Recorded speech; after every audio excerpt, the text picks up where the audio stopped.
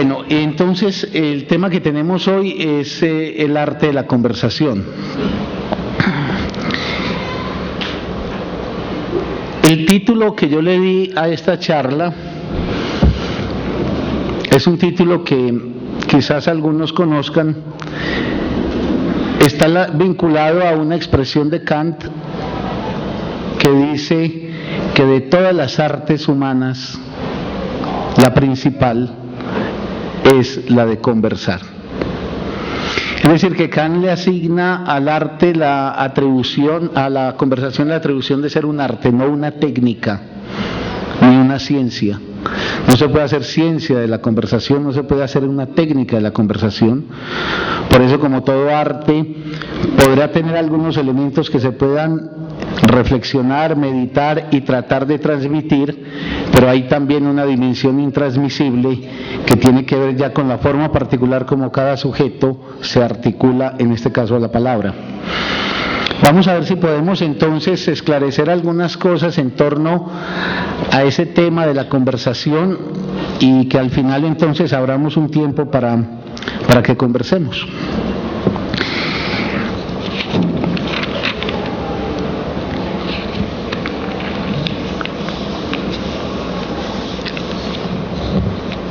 Yo creo que es un lugar común decir que la sociedad colombiana es una sociedad muy afligida, atravesada por muchos dolores, por muchos conflictos, por muchas dificultades. Y que los colombianos y las colombianas pues estamos ante el reto histórico de tratar de solventar esta sociedad de nosotros y tratar de armar una vida en donde el vivir en términos de justicia, de equidad, de razonabilidad sea efectivamente una realidad.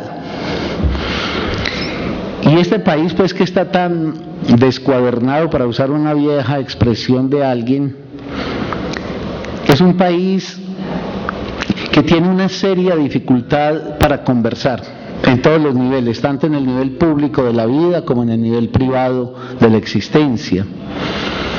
Hay algo que nos impide mucho a los colombianos y que quizás se ha ido transmitiendo casi como una actitud que nos hace seres con serias dificultades y con profundos inconvenientes a la hora de tener que encarar en la vida la tarea de conversar. Incluso la palabra ha quedado entre nosotros tan devaluada que se termina por asociar simplemente como hora de entretenimiento. Si uno va a conversar es que quiere simplemente matar el tiempo o entretenerse. Y ahí hay una degradación de la palabra, pues de la palabra hecha conversación, porque la conversación, como voy a tratar de mostrar, no tiene que ver con el entretenimiento vano, y el goce que ella depara tiene que ver con la potencia precisamente de lograr construir significaciones que ayuden a que la vida se expanda o a que la vida salga de situaciones conflictivas. Muy impedidos culturalmente para conversar, entonces vemos un país desgarrarse, por ejemplo, en el conflicto político, con actores de todo tipo y estirpe, incapaces de ponerse en diálogo, desde los que están legalmente establecidos en el poder hasta quienes aspirando a una renovación social, o los otros que dicen defender a los primeros. Pareciera ser que fuera muy difícil encontrar las claves de un camino que nos permitiera poner en diálogo efectivo lo que vivimos y padecemos. Pero otro tanto creo que habría que decirlo en el orden de la vida personal. Yo creo que las dificultades conversacionales en Colombia son palpables también en el orden, por ejemplo, familiar, en el orden escolar, en la vida de los ciudadanos comunes y corrientes. Tenemos con la palabra, cuando la palabra reclama la posición de conversar, tenemos pues una gran dificultad.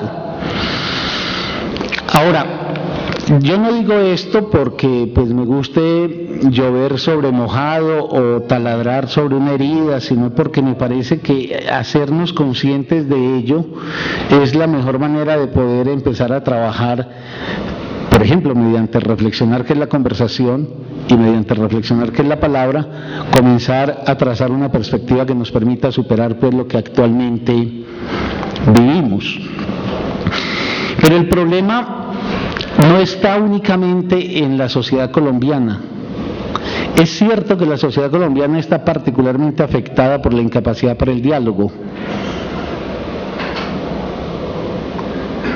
pero yo creo que aquí hay un problema general de la civilización contemporánea, del modelo de civilización que ha venido imponiéndose en el mundo, del estilo de ser y de vivir que hoy gobierna las prácticas en general del mundo, y podría decir que es en un orden pues planetario donde la palabra está amenazada. Y yo, antes de meterme directamente en lo que creo que es el meollo del problema de la conversación, por lo menos que yo pudiera proponerles, sí quiero hacer esa antesala. Yo creo que nuestro tiempo es un tiempo que podría decirse presenta una situación sui generis, y es que la palabra está bajo amenaza. Hay muchas amenazas que penden sobre la palabra. La palabra es un organismo vivo. La palabra es algo que está requerido de nutrición para que pueda desplegarse, para que pueda transformarse, para que pueda seguir haciendo un curso. La palabra puede estar o ganada por la vida y por la potencia, o debilitada y llevada, por ejemplo, a formas límites. Y yo creo que esta época es una época que amenaza profundamente la palabra, la ha empobrecido mucho. Una especie de constante en el mundo, con muy menguadas excepciones, indica un gran empobrecimiento, una gran debilitación de la palabra. Y eso merecería un análisis pues particular y detenido.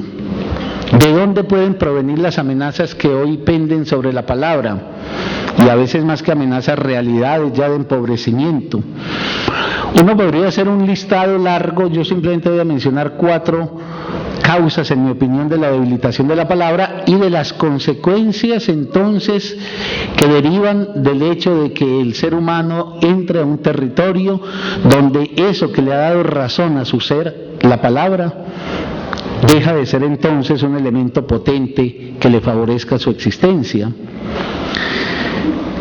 Por ejemplo, un factor que debilita profundamente la palabra en el mundo contemporáneo son los medios de comunicación.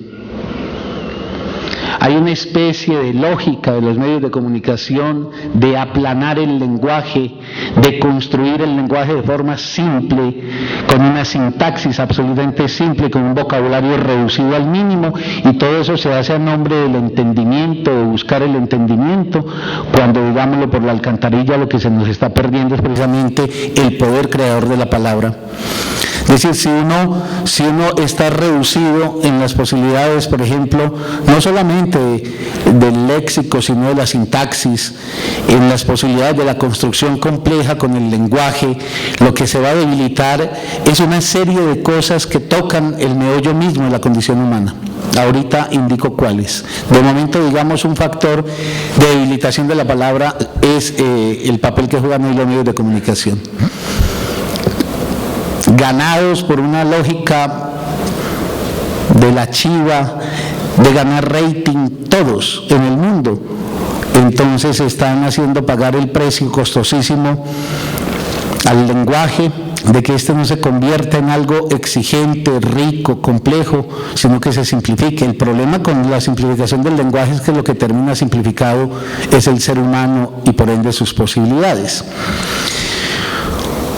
Una segunda causa, en mi opinión, que afecta muy negativamente a la palabra, y este preámbulo pues lo hago para poder entrar a esa lógica particular de la palabra, que es la de la conversación, son las pedagogías y las concepciones escolares prevalecientes en nuestro tiempo, también ganadas por la idea de que las cosas hay que plantearlas de forma simple, sencilla, y se hace una asociación que es falsa, y es que lo simple y lo sencillo equivale a lo inteligible, que lo simple y lo sencillo equivale a lo que es claro.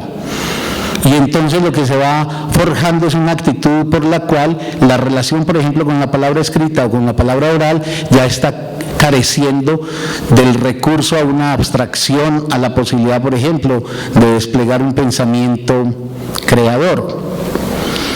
Tercero, en una mención pues muy veloz,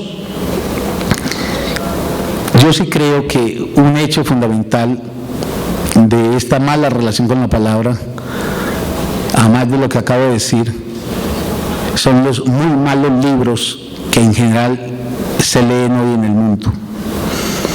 Bajo el modelo, por ejemplo, de bestseller, pero agréguenle todo lo demás,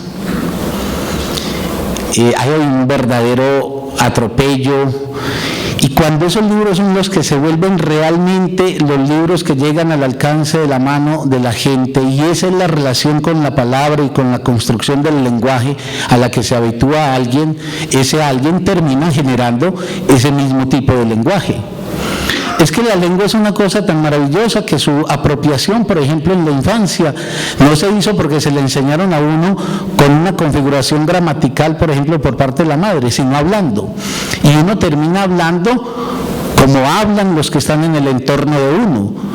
Y si el lenguaje no es un medio de comunicación que simplemente transmite una cosa que está en un supuesto pensamiento precedente, sino que el lenguaje es la fábrica en que se procesa el pensamiento, entonces el estrechamiento de las posibilidades del lenguaje equivale al estrechamiento de las posibilidades del pensamiento, pero además de otras cosas que también voy a decir.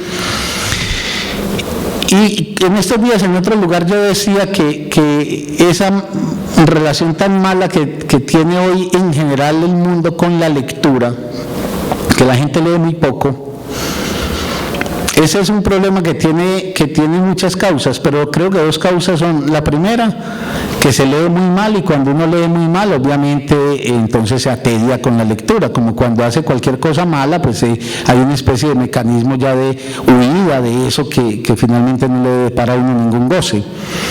Si una lectura se vuelve estéril, si una lectura se vuelve completamente incapaz de ofrecerle a uno elementos ricos, entonces eso se vuelve un ejercicio tedioso. Pero lo segundo, en ese poco leer de nuestro tiempo, tiene que ver con que se leen cosas muy malas en general. Como dije yo aquí en una conferencia, si salimos a Junín con la playa, lo que están vendiendo los voceadores de libros en esa esquina son las prepago y todas estas cosas, y abran un libro de esos y ustedes dirán si esta es la expresión del lenguaje y la construcción del lenguaje a la que se habitúa el común de nuestra gente, pero incluida la gente de la universidad. Porque en la universidad tampoco se están leyendo cosas que sean muy diferentes, excepción de textos de tarea que cada vez son menos, parece, obligantes en su exigencia. Digamos, estamos pues abocados a unas lecturas empobrecedoras de nuestra relación con el lenguaje por la vía de tener muy malos textos. Yo no sé si esto suena muy fastidioso que yo lo reitere tanto, pero yo sigo pensando que una bandera de nuestra época tiene que ser la de transmitirle a los jóvenes y transmitirle también a los mayores, a quien fuere, la imperiosa necesidad de volver a la lectura de los grandes textos de la humanidad, tanto antiguos como presentes, porque la humanidad tiene esa virtud de que en la antigüedad hizo cosas maravillosas y en el presente también hace cosas maravillosas, pero esas cosas maravillosas suelen quedar restringidas a minorías, a élites especializadas, y entonces la fuerza de ese pensamiento y la riqueza de ese lenguaje no suele surtir y afectar al común de la gente.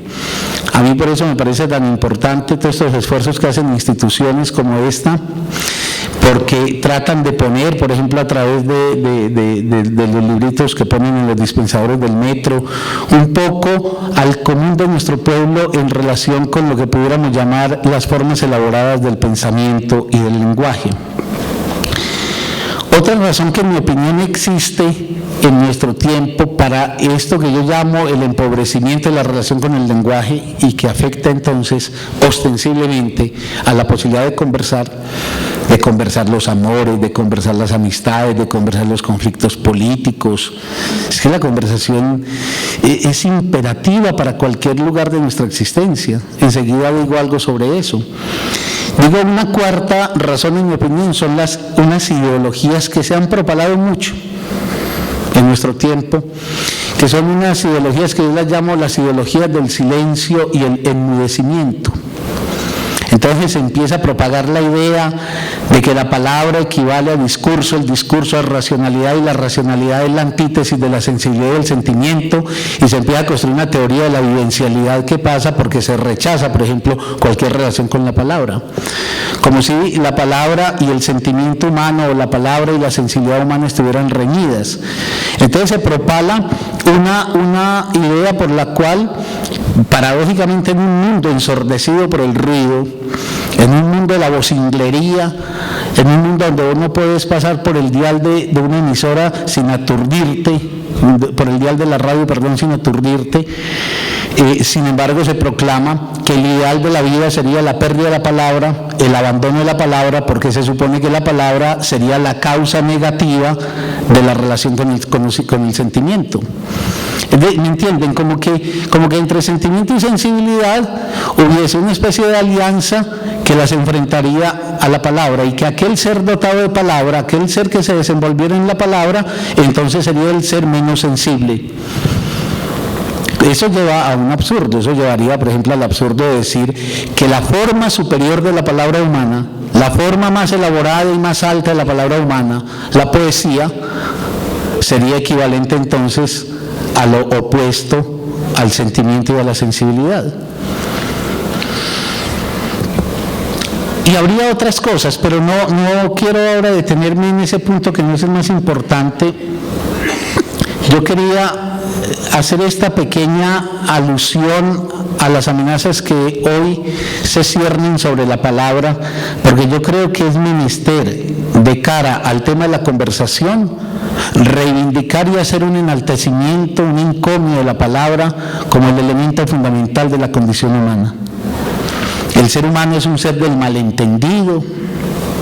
Es ineludible el malentendido en la vida personal, en la vida social. Somos seres de la discrepancia se renueva incesantemente en la vida. Entre más ama uno a alguien, más posibilidades hay de que emerja la discrepancia. Somos seres en ese sentido del conflicto. Y si estamos desarmados de una relación con la palabra que se vuelve efectivamente instrumento para la conversación, entonces el malentendido, la discrepancia y el conflicto terminan por abatirnos y terminan por disolver, por ejemplo, los vínculos que logramos establecer. De ahí pues que la importancia de la defensa de la palabra tenga que ver, y también lo voy a decir someramente, con el hecho de que la palabra humana no es solamente un medio de comunicación. Yo creo que habría que agregarle a esas ideologías del silencio y el enmudecimiento, también como causa negativa de la relación con la palabra hoy, las ideologías que reducen la palabra a ser un medio de comunicación y que piensan que la palabra no es sino una especie de vehículo que transporta lo que uno piensa. Creo que muchos estudiosos y de campos muy diversos del psicoanálisis, de la lingüística y de la filosofía se han encargado de demostrar cuán ingenuo y erróneo es pensar así. La palabra humana es un lugar de comunicación, pero también de incomunicación. Una prueba elemental estaría en que lo que yo estoy diciendo acá, más allá de que compartamos todos esta misma lengua que yo estoy hablando, tendrá sin duda alguna en cada cual de ustedes una articulación significativa distinta, y que yo no podría decir que lo que yo estoy diciendo, por bien dicho que lo dijese, sería exactamente lo que usted está oyendo, y usted igual al compañero de butaca, etcétera. Pero además, como dije, la palabra es el lugar en donde se elabora el pensamiento humano. Y sigo agregando cosas, así sea de refilón.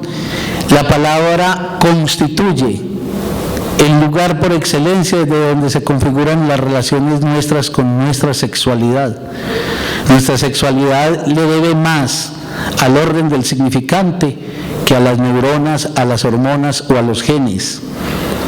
Es el lugar donde también se articula y se configura el sentimiento, tanto el sentimiento que nos lleva a lo mejor que se podría esperar con alguien, formas amorosas, creativas, como a lo peor, formas del odio y de la destrucción.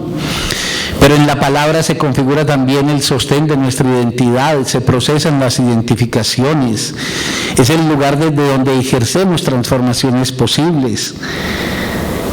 La palabra es también dadora de goce, ya sea de dicha y o sufrimiento.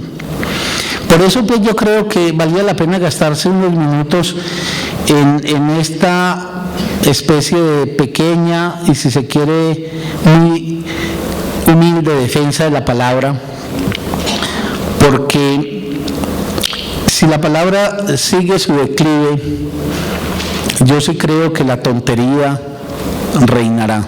Si ya pareciera ser que en el equilibrio de las cosas la tontería gana cada vez más espacio y lugar en nuestra cultura, con una pérdida de la relación con la palabra y llevada la palabra únicamente a sus formas mínimas, lo que tendríamos es una humanidad completamente debilitada en su capacidad, por ejemplo, de pensar, en su capacidad, por ejemplo, de dudar, de criticar, de establecer con juicio propio una posición ante las cosas.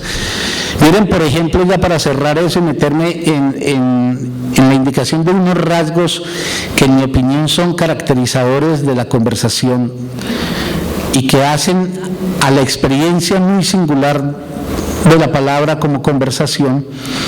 Permítanme, digo, para cerrar esta entrada, hacer, por ejemplo, una mención de algo que se ha ido volviendo también un cierto lugar común. Por ejemplo, se dice que la palabra es muy aburridora, que cansa, que la palabra humana agota, que son formas anacrónicas y obsoletas las que siguen insistiendo, por ejemplo, en la existencia del discurso. Así como se dice que los libros son obsoletos, entonces se dice que discursar es obsoleto. Y entonces se arguye que la gente, que ya los estudios científicos, que esa es la palabreja que nunca falta en estas cosas, que los estudios científicos han demostrado que el ser humano no tiene una capacidad de concentración más allá de 10 minutos y que a los 10 minutos la concentración empieza a perderse y el ser humano empieza a debilitar su capacidad de concentración. Es decir, hay un juego ya en torno a construir una idea que apunta a cerrarle los espacios de realización a la palabra, que termina en esa tontería que acabo de mencionar. Es decir, con esa lógica, entonces vamos a terminar dentro de pronto pidiéndole a, no sé, a cualquier músico que haga una versión, por ejemplo, de la Novena Sinfonía, que no acarree 1 hora, porque sería el tiempo requerido para la concentración, sino los tales 5 minutos. O cuando se dice, por ejemplo, que una imagen vale más que 1000 palabras, uno no sabe si allí hay ingenuidad, mala fe, error craso y absoluto. Pero yo me podría pues detener y mostrar que por muchos lugares los embates contra la palabra llueven, y que la defensa de la cultura y la defensa de lo más humano de lo humano tiene que pasar por la defensa de la palabra, porque la palabra no es un lenguaje entre otros lenguajes. Esa es otra teoría que ha hecho también mucho daño y que hace pensar que el ser humano puede ser alguien que opte entre lenguajes que dirían todos lo mismo y que simplemente tendrían medios de materialización distintos. Pero yo no puedo, por ejemplo, conversar con cualquier tipo de materialidad. Yo no puedo conversar, por ejemplo, con la música, a no ser que haga muy laxa la palabra conversación y termine haciendo una metáfora con ella. Si vos pensás, por ejemplo, que vos tenés una dificultad con alguien que amás y tenés un problema de esos que invitan y requieren, por ejemplo, que se ponga en palabra la situación conflictiva que están viviendo, vos lo que tenés que hacer es apelar al recurso de la palabra, porque eso no lo puedes tramitar, por ejemplo, con los gestos o con la música o con la mímica, etcétera. Creo pues que hay algo muy de fondo en ese asunto de la palabra y que todo aquello que contribuya a que la palabra se nos vaya despotenciando es algo que atenta contra la humanidad. Y por eso yo creo que hoy en el mundo también, y no solamente en Colombia, el daño que se ha operado sobre la palabra se traduce también en las dificultades para conversar. Porque es que conversar, vamos a comenzar por decir, conversar no es lo mismo que simplemente interlocutar.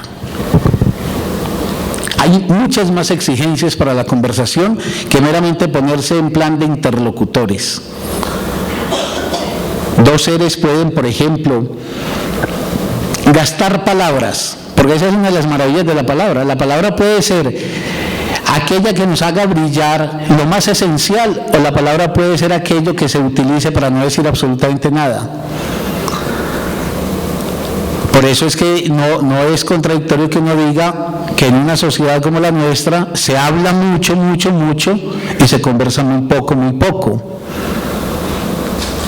Entonces no es simplemente que dos se pongan en plan de interlocutores, es decir, en lo que para el modelo de la comunicación sería emisor, receptor y la alternancia. No basta con eso. Requiere otras condiciones y otras características. La conversación es una posición del sujeto con la palabra y con el otro particular. Lo que entra en juego en toda experiencia conversacional es la posición del sujeto, la posición que él tiene ante el otro y la posición que él tiene ante la palabra. Y es en el encuentro, yo suelo decir maravilloso, de una especie de actitud que se logra muy excepcionalmente, que el ser humano alcanza el brillo de la conversación. No se conversa fácilmente, no se conversa frecuentemente. Yo le decía hace unos días a unos alumnos que si ellos revisaran en su memoria, encontrarían que tal vez no equivale a conversar tantas horas que se pueden pasar, por ejemplo, en una mesa de una cafetería intercambiando palabras. Y que hay algo muy clarito con la conversación. La conversación es tan clara y tan diáfana como vivencia lograda, como lo es el amor. Así como el amor tiene una especie de certeza. El amor no es vacilante, el amor tiene siempre la característica de que denota, casi a la manera de la certeza que tiene un psicótico, algo como una verdad profunda del sujeto: estoy enamorado o no estoy enamorado. Pero el amor no juega a medias tintas. Y otro tanto creo yo que pasa con la conversación. Es muy claro cuando uno conversa. Incluso yo pienso que se podría hacer toda una descripción fenomenológica del acto de la conversación, de cuando dos seres humanos están conversando, o cuando vos conversás, o cuando vos has conversado. No basta que te hayas pasado 1 hora, 2 horas o 3 horas parlando con alguien, sino que hay una especie de arrebato y de configuración muy particular del espacio conversacional. Y hay en ese sentido una fenomenología que pasa por las posiciones de los cuerpos, de los rostros, de las miradas, de las concentraciones espirituales de los seres humanos, etc. Si cada cual de ustedes evoca la última conversación que efectivamente hayan vivenciado, aquí no hicimos un mero gasto de palabras o un mero encuentro anecdótico de informaciones, sino que aquí hubo un algo que me concentró y me embargó. Ustedes encontrarían siempre que hay una especie de construcción de atmósfera, una especie de construcción de un mundo propio, que es el mundo de los conversadores. También voy a ver si en el desarrollo de los rasgos que voy a proceder ya a indicar, puedo llegar a ese asunto que me parece tan bello y tan exclusivo de la conversación, que es la construcción de su experiencia. Así estés, por ejemplo, en medio de la cafetería, donde más se hable y donde más palabras estén en la atmósfera cruzándose por todas partes. Si vos estás en el lugar de un conversador efectivamente concretado en el encuentro con otro, allí se construye un mundo que logra una cierta independencia. Pero entonces yo quisiera presentarles una serie de rasgos que en mi opinión son rasgos imprescindibles para poder decir que se entra en posición de conversar y que se está realmente en términos de conversación. Hay son los requerimientos para la conversación? Que obviamente una persona no la racionaliza y no llega con ellos pues como si estuviera uno recitando lección de colegio, sino que esto es más bien como un análisis a posteriori de qué es lo que pasa, por ejemplo, en la relación intersubjetiva, como para que el efecto que se produzca sea realmente el del diálogo.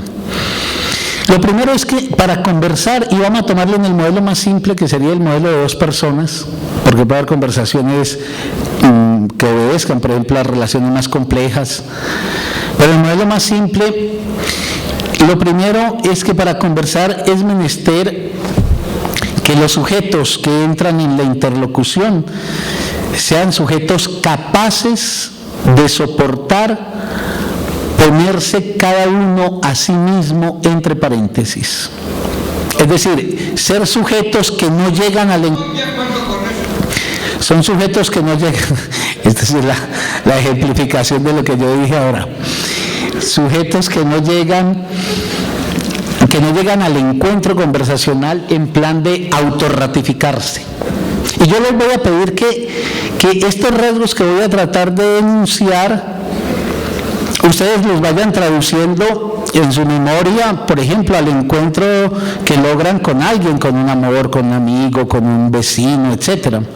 Lo primero es que uno no puede conversar con alguien que llega absolutamente afirmado en la verdad y que únicamente va a denunciar una verdad categórica e inapelable.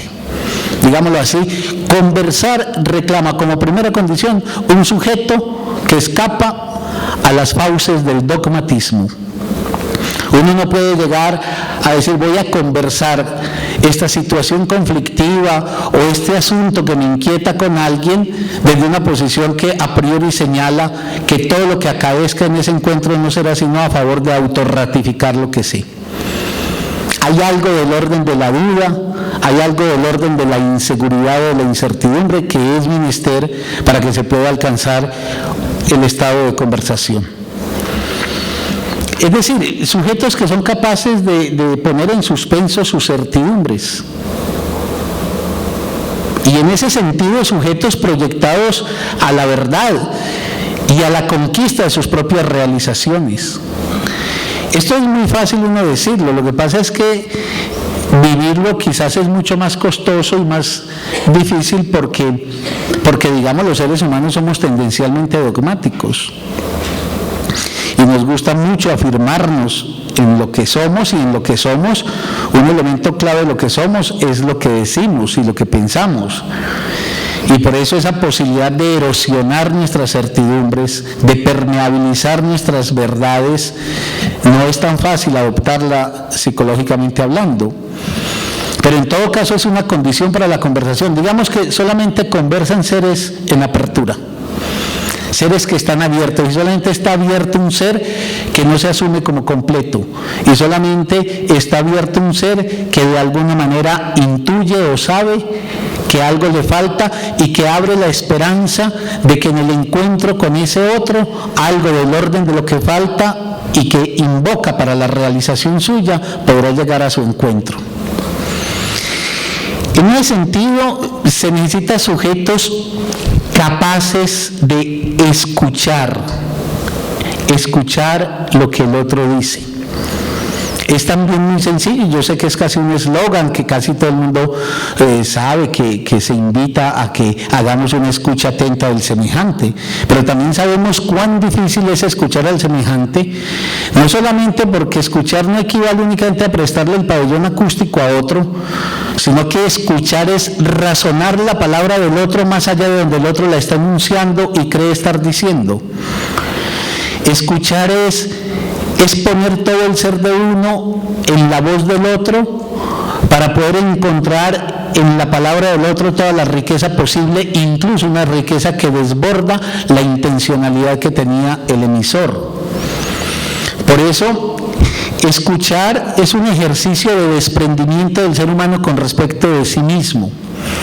Se necesita algo del orden de lo esquizoide, del pongo en entredicho o en suspenso mejor lo que soy y ocupo el lugar del otro para poder, digámoslo, comprender y entender lo que el otro dice y permitir que eso que el otro dice llegue hasta mí y haga su trabajo en mí. Trabajo que puede ser el de cuestionar el saber en que antes habitaba, o por el contrario, el de permitirme entonces, manteniendo la palabra ya tomada de mi parte hacia el otro, la posibilidad entonces de mostrar dónde la palabra del otro está, por ejemplo, en algún tipo de carencia o de defecto. Y en ese primer punto también quisiera decir, para terminar, que una condición de la conversación, en esta perspectiva de sujetos que saben soportar ponerse a sí mismos entre paréntesis, está el de un sujeto que es capaz de hacer dos operaciones en el juego que lo lleva a hablar con el otro. Es capaz de interrumpir la palabra del otro y es capaz de aceptar ser interrumpido. La palabra interrupción, sobre ella ha caído muy mala fama y se suele asociar que interrupción equivale a irrespeto. La interrupción no necesariamente es irrespeto, es efectivamente cierto que hay interrupciones irrespetuosas, pero también es cierto que hay interrupciones que caen en el momento justo, en donde, escuchado algo por parte de alguien, este alguien reclama para sí la posibilidad de devolver una palabra que revigorice la primera, la del primer emisor. Por eso yo decía aquí, cuando hablábamos, teníamos la conferencia sobre el amor, de una frase que yo repito con mucha frecuencia porque para mí es una síntesis muy hermosa de algo muy profundo que junta la palabra y el amor. Y es la frase de Nietzsche: queréis un amor duradero, preparaos para una larga conversación. Y el mismo Nietzsche en otra parte ha dicho: la ley fundamental de la conversación es la interrupción. Se interrumpe, es decir, se corta el flujo de un emisor. No es que se le impide que diga lo que piensa, sino que él no monopoliza lo que piensa. Y el otro, en tanto sujeto activo que está escuchando atentamente, valga decir, razonando la palabra que oye, interrumpe esa palabra para introducir un cambio en la dirección que traía esa palabra. Por eso el esquema que va a tener una conversación es más bien zigzagueante. Una conversación no va, por ejemplo, en una dirección que está más o menos prevista y prefijada, sino que la conversación tiene el carácter de lo zigzagueante. Por eso nadie podrá conversar a solas y nadie podrá tener una interesantísima conversación si tiene, por ejemplo, un pésimo interlocutor o si él es un pésimo interlocutor, porque los cursos o los decursos que toma la palabra van a depender de ese juego de interrupciones mutuas que saben hacer los sujetos.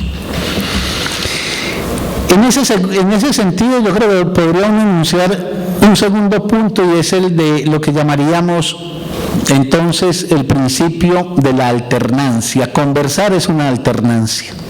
Conversar es un juego plástico donde un emisor deviene receptor y un receptor deviene emisor, y eso sin alzar la mano y sin pedir permiso y sin anotarse en el orden de la palabra, sino en un juego donde la comprensión sensible de los conversadores saben encontrar el punto preciso donde interviene la palabra que interrumpe, porque no interrumpe para apocar la palabra que se enunció, sino para encontrarle nuevas posibilidades. Y con ese principio de la alternancia, ese segundo que acabo de enunciar, creo que podría uno enunciar un tercer asunto, y es lo que yo llamo la condición de la alteridad. Es decir, conversar no es reflejarse en un espejo. Por eso conversar es maravilloso y difícil, porque conversar reclama la experiencia de abrirse uno a un otro, y un otro que viene desde un lugar que no está esperado por uno, es decir, un otro que es siempre posibilidad de sorpresa, un otro que es siempre posibilidad de enunciación de algo que no está previsto por uno, un otro que no es uno.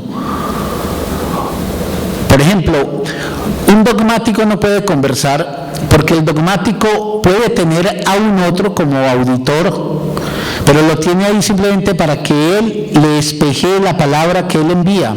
Es decir, al dogmático se le devuelve la propia palabra la que Él ha enviado, y por eso esa palabra no encuentra refracción alguna en el otro, porque el otro no existe efectivamente como sujeto. Y por eso es menester construir una actitud por la cual uno se constituye en un sujeto que sabe que no es todo y que hay un otro que constituye una alteridad, y desde donde el mundo y la vida se puede ver con ojos y colores distintos a uno. Y eso puede darle lugar a un punto que más adelante está en esta lista que estoy enunciando, y es el tema de la discrepancia. Pero a la discrepancia hay que ponerle un signo positivo. En cuarto lugar, toda verdadera conversación cumple dos cosas que es muy maravilloso que se puedan compatibilizar. Es azarosa, vos no sabes dónde vas a parar. Vos cuando te sentás con tu amigo a conversar, con tu amor o con quien fuere, puede ser que se tenga más o menos claro de dónde se parte. Puede ser un problema que los concierne a los dos, un asunto que concita la atención, el interés o el deseo de los dos.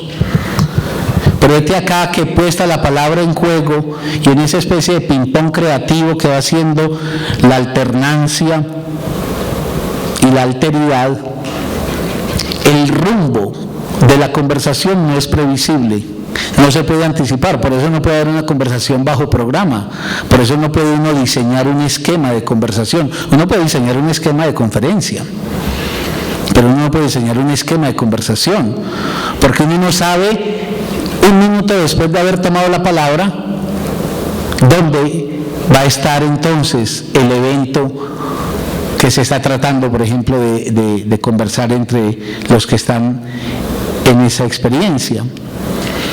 Pero entonces dije dos cosas. De un lado es azarosa, es errática, ella no puede ser prevista por ninguno. Incluso por eso hay una amenaza, y es que la errancia termine por ser la dispersión. El camino imprevisto termine por ser la confusión. Pero ahí viene el rasgo que en mi opinión equilibra la condición azarosa de la conversación humana, y es que si ella es azarosa, no es descentrada, que mantiene un centro. Los buenos conversadores no pierden el centro de lo que están hablando, aunque no sepan dónde van a terminar diciendo sobre eso de lo que están hablando. Por eso es como si hubiera un centro de gravedad, que es el centro de gravedad que permite que esas palabras que azarosamente van incidiendo una sobre la otra mantengan sin embargo un trabajo en torno al centro. Lo que pasa es que yo creo que la conversación constituye en la vida cotidiana de las personas comunes y corrientes, de la mayoría de los seres humanos que somos comunes y corrientes, la conversación constituye el espacio por excelencia para el pensamiento. Uno piensa la vida cuando conversa. Uno no va donde un amigo a contarle qué es lo que uno tiene claro, uno va donde un amigo para tratar de entender lo que uno no sabe. Y por eso toda conversación de verdad es sorprendente, pero allá llegaré.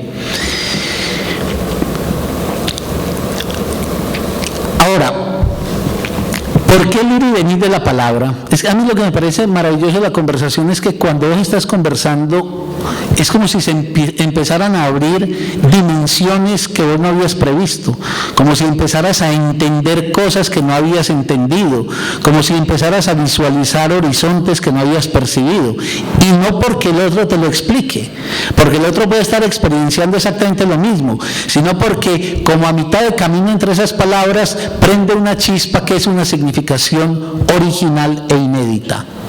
Y entonces salta una comprensión nueva y salta un entendimiento nuevo.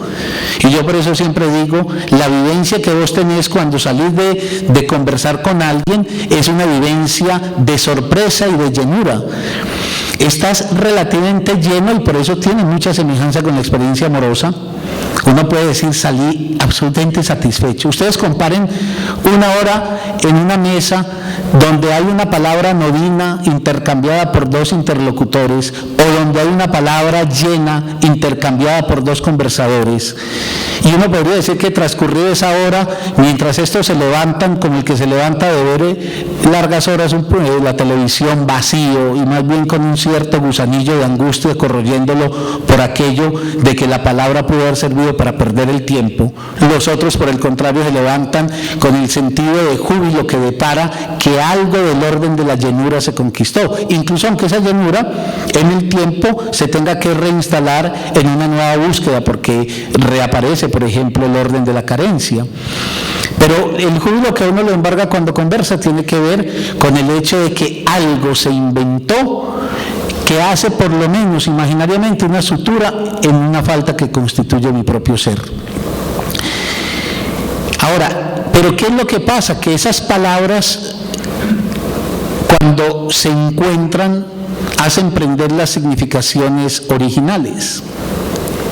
Yo por eso digo, de una conversación de verdad, los conversadores se levantan habiendo visto la vida y habiéndola entendido de una manera que ninguno de los dos poseía cuando llegaba a la conversación.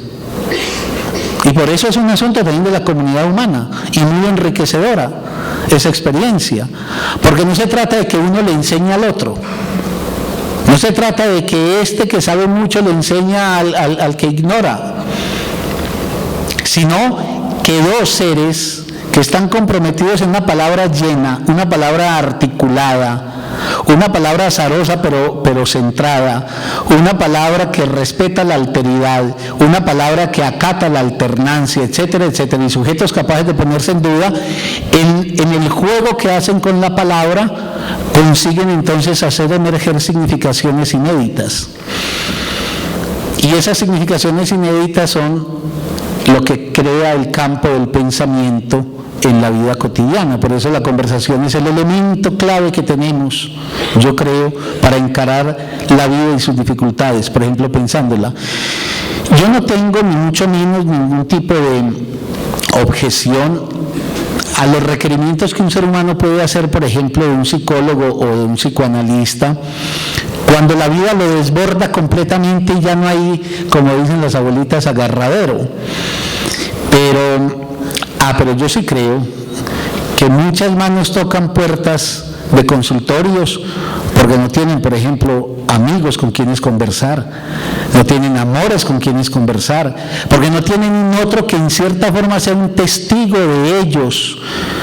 ¿Con quiénes? No porque el otro sea el consejero que sabe qué fórmula darle a uno, sino porque cuando el otro conversa y el otro es tu amigo o es tu amor, el otro lo que te dice es: yo no sé qué te pasa, igual que vos no sabes qué te pasa, pero lo que sí te puedo comprometer es mi decidida actitud de apostar porque nuestras palabras encuentren un rayo de luz en esta sombra que se ha cernido sobre ti o sobre vos. Y por eso la palabra tiene en la conversación su dimensión creadora, y por eso uno entiende mejor la vida cuando habla con un amigo.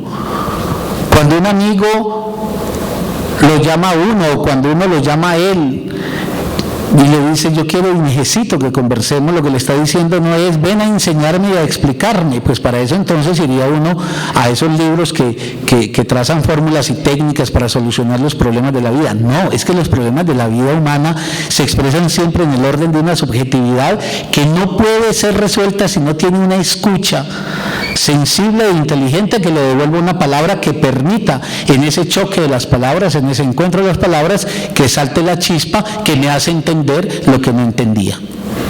Por eso la conversación, además de que depara goce y júbilo, porque nos depara la satisfacción de los encuentros de cosas que intuíamos en nuestro ser que faltaban, la conversación ayuda. Y ayuda profundamente. ¿A qué? A que el ser humano alivie sus cargas, y si no las alivie, las haga más ricas porque las hace más complejas, es decir, porque le encuentra matices más complejos a eso. Esto seguramente pues es muy sencillo, pero a mí me gustaría mucho que ustedes lo pensaran y lo pensaran, por ejemplo, contrastándolo con lo que uno ve en la vida normal de todos los días.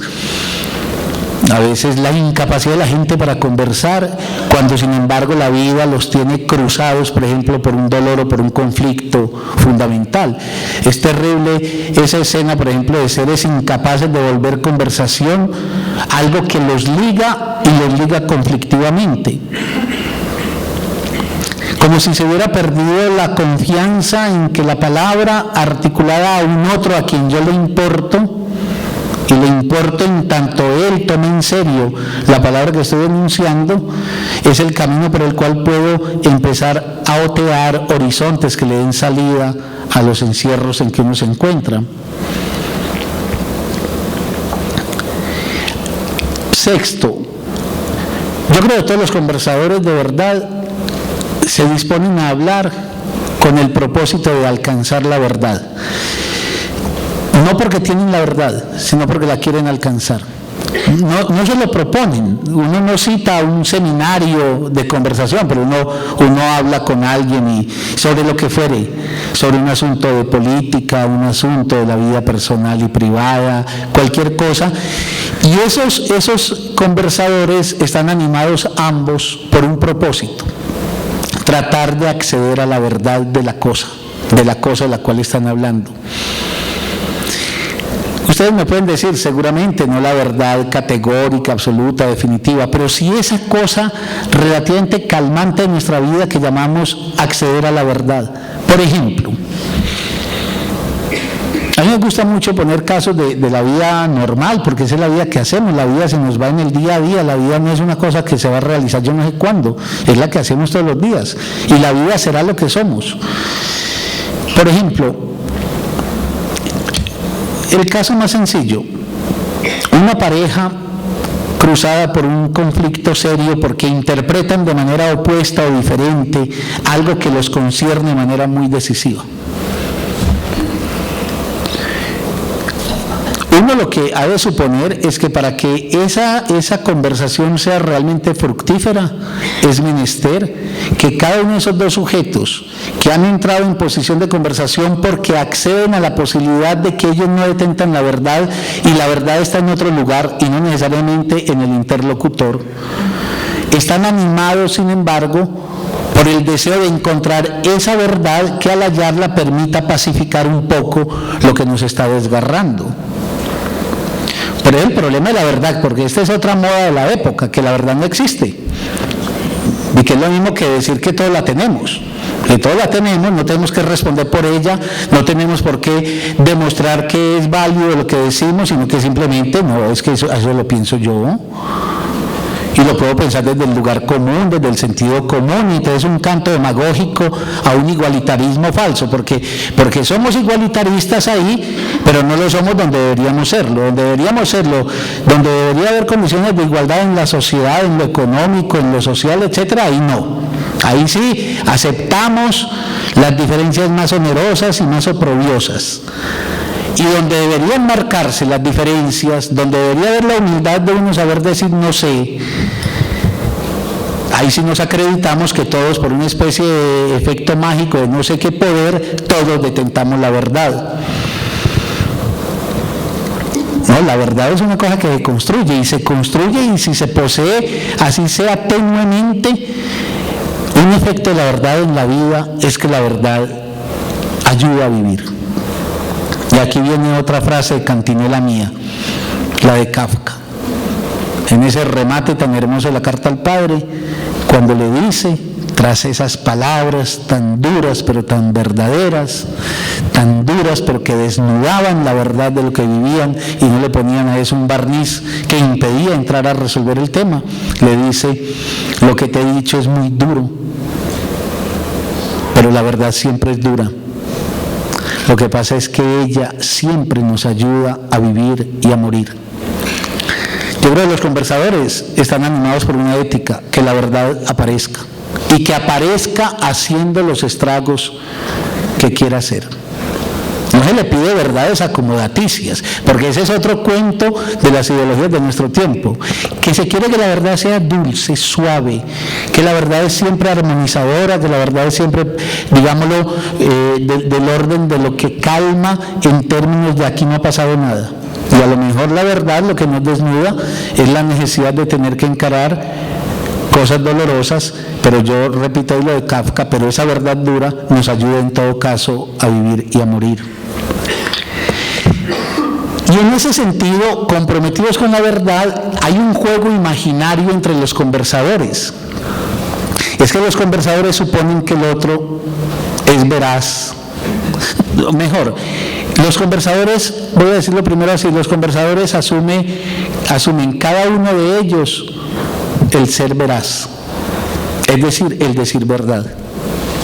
El decir esa verdad de lo que él piensa, porque puede ser que la verdad que se halle sea muy diferente a lo que él piensa, pero uno llega convencido de una cosa, o llega con una duda frente a algo, pero la veracidad. Por eso, cuando no hay un otro que es veraz, la conversación falla. Si vos en una conversación con alguien intuís que el otro no es veraz con respecto a la palabra que te enuncia, la conversación inmediatamente cae. Por eso, sobre la conversación, una amenaza inmensa que pende es la del engaño, la del desdoblamiento entre lo que alguien piensa y lo que alguien dice. El ser veraz es una condición infaltable de la conversación.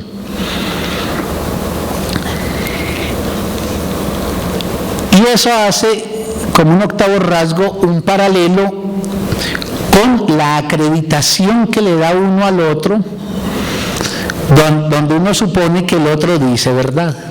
Es que es un juego doble. De un lado, el compromiso de cada interlocutor a la veracidad propia, pero de otro lado, el acto de fe, la confianza en que el otro se identifica en la palabra que enuncia.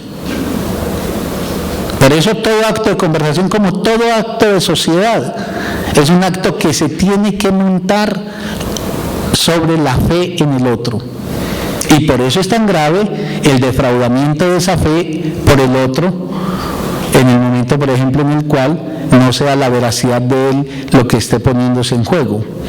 Pero yo quiero mencionar eso porque es que esta es una época también que ha proclamado a los cuatro vientos que la relación que tenemos que tener con el semejante es de desconfianza.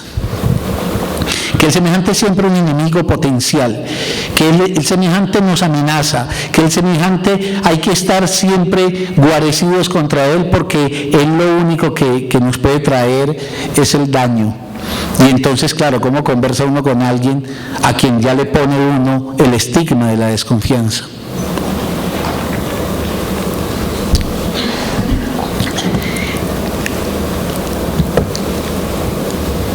Hay un noveno rasgo, y es que en la conversación se respeta el enunciado del otro. Pero yo quisiera aquí volver a quebrar una lanza a favor de la noción de respeto como intervención activa en lo que el otro dice o en lo que el otro hace.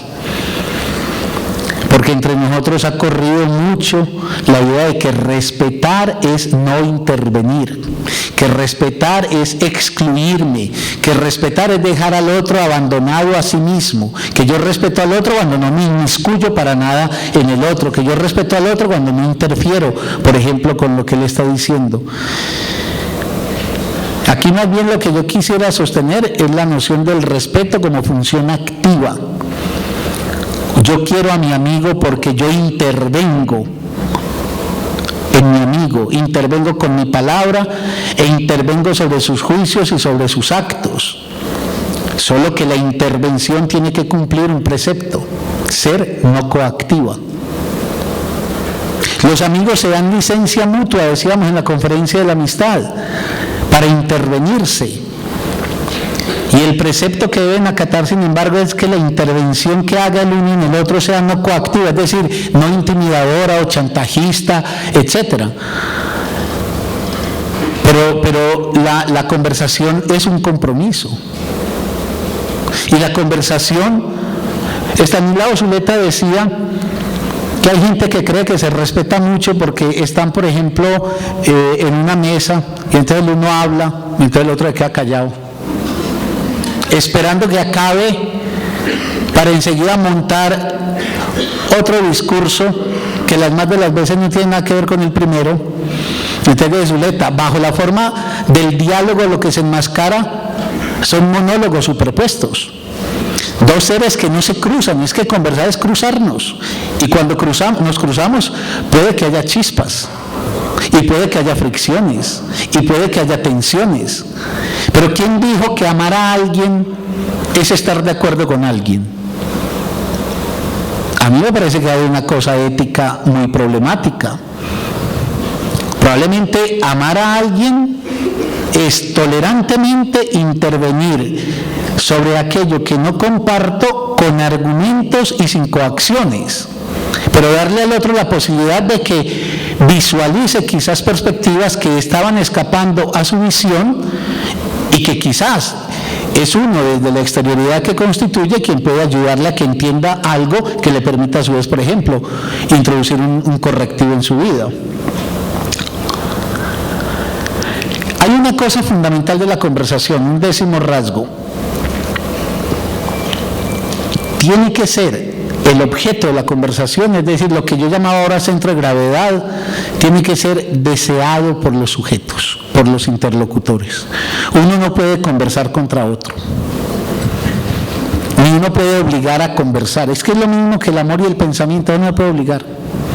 Ahí se encuentran sujetos que quieren festejar el trabajo compartido sobre un objeto que a ambos les incumbe mucho. Yo puedo hablar de política con alguien que valore la política y en ese sentido aunamos fuerzas y nos comprometemos en una comunidad de palabra para tratar de encontrar luces en ese asunto. O puedo hablar del amor con alguien a quien le incumba. Pero si hay un extrañamiento, por eso es tan difícil en los salones hacer eso que se llama conversación. Pues los maestros, y yo sé que aquí estamos muchos maestros reunidos, estamos curtidos de ese fracaso, de todas las metodologías. Lo que pasa es que hay una metodología más cobardes que como no quieren reconocer que lo que pasa es que no se puede conversar artificialmente, montando artificialidades, entonces salen corriendo y dicen que lo que pasa es que la conversación es desueta y que ahora lo que hay es que sacar, por ejemplo, apoyos audiovisuales y empezar, digámoslo, a generar otras cosas, porque la palabra ya no viene, pero no es que no venga, sino que lo que pasa es que nunca la palabra ha venido cuando los que tienen que utilizarla no se encuentran comprometidos fundamentalmente como deseantes de eso que quieren conversar. A ustedes les habrá pasado, por ejemplo, imagínense esas situaciones a veces como difíciles, y estoy pensando en alguien que me contaba en estos días una historia que le pasaba, y es que estaba siendo objeto de una profunda declaración de amor de parte de un hombre, y esta persona, esta muchacha, estaba absolutamente alejada del fervor del sentimiento de este hombre, y entonces este hombre la instaba a que conversaran el sentido pues de su declaratoria, y ella me decía y me embargaba un tedio y una pesadez y yo no veía la hora de terminar esa cita. ¿Por qué? No porque esa muchacha fuera tonta, incapaz de concentrarse, sino porque eso de lo cual el otro pedía, por ejemplo, que se conversara puntualmente, no había encontrado en ella ningún eco donde ella pudiera reconocer algo de su deseo propio. Y no es que uno tenga que conversar con alguien del amor porque uno esté enamorado, porque uno puede conversar con alguien a quien uno aprecia fundamentalmente, pero entonces lo que tiene en común es en lugar de un aprecio desde donde la palabra que va a conversar podrá permitir encontrar una salida a una situación de esa índole. Un rasgo 11 de la conversación es que no se puede conversar sino entre horizontales, entre iguales. No se conversa jerárquicamente, no se conversa en términos de alguien superior y otro inferior. Se puede conversar con un niño, yo sí creo. Y se puede conversar con un niño sin infantilizarse el adulto. Y se puede conversar con un niño sin que el niño deje de ser infante. pero hay que tomarlo en un plano de igualdad. Porque la palabra que viene de arriba para abajo manda, ordena. Y la palabra que va de abajo para arriba suplica, implora, seduce. Por eso, porque a mí me gusta mucho una cosa que dice Estanislao Zuleta. Él dice que la mejor manera de uno respetar a otro ser humano es tomarlo como un ser racional. Porque la racionalidad nos permite ponernos en un terreno de iguales. Es decir, si yo te proveo los argumentos de los que yo dispongo, es de esperar que vos racionalmente los puedas procesar y estar de acuerdo o en desacuerdo conmigo. Por eso la conversación no tiene que ver con el mandato, ni con la sugestión. La conversación tiene que ver, y lo señalaría como un rasgo 11, con efecto de esa horizontalidad, con el reino de la argumentación. En las conversaciones se argumenta. Esa es otra palabra bien denostada en nuestro tiempo, porque como argumentar está asociado a racionalidad, y racionalidad a frialdad, y frialdad a ausencia de sentimientos, y ya no hay vivencialidad. Esa es la lógica. Entonces la argumentación queda eliminada. Y el gran problema es que los seres humanos, para podernos aproximar a un acuerdo que no sea bajo la forma de hacernos masa, no nos queda otro recurso, así sea insuficiente, pero no hay más que la argumentación. Porque la palabra que no argumenta puede seducir. Y yo le decía aquí en otra conferencia, cuando evocaba ese cuento tan hermoso de Thomas Mann que se llama Mario y el mago, que era es una especie, digámoslo, de imagen de Thomas Mann para plantear el problema de cuál es la relación de poder que se establece entre alguien, por ejemplo, como Hitler, y unas masas seguidoras que se hacen matar por él. Ahí no se argumenta. Es más, Hitler lo decía taxativamente: somos enemigos de la inteligencia y de la argumentación, que son capaces de cortar un pelo en 4 partes. No, él invocaba la psicología de masas del fascismo. Es una psicología que anula la argumentación y promueve la emoción.